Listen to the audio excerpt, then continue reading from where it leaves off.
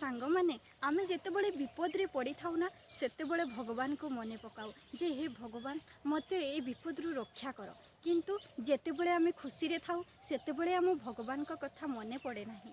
तेणुकर आमे जदि अन्य को साहाय्य करिबा ना ताहले भगवान आमको निश्चय साहाय्य करिवे। आमे जेतेबेले परीक्षा पहुँची आसे आमे कहू जे भगवान मते फास्ट क्लास करदेवे मु तुमको 10टी नड़िया देवी किंबा 100टी नड़िया देवी। किंतु सबुगुड़िक कौन ए नड़िया कदली सब तो भगवान कर भगवान कौन सबु से सृष्टि करिसंती।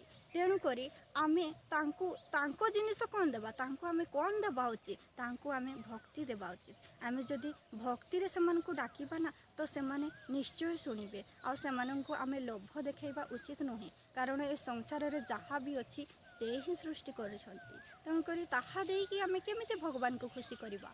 आमे जदि भगवान को खुशी करिबार अछि ना आमे अन्य मानन को सहाय्य करिबा ताहाले भगवान खुशी हेइ जिवे। नमस्कार।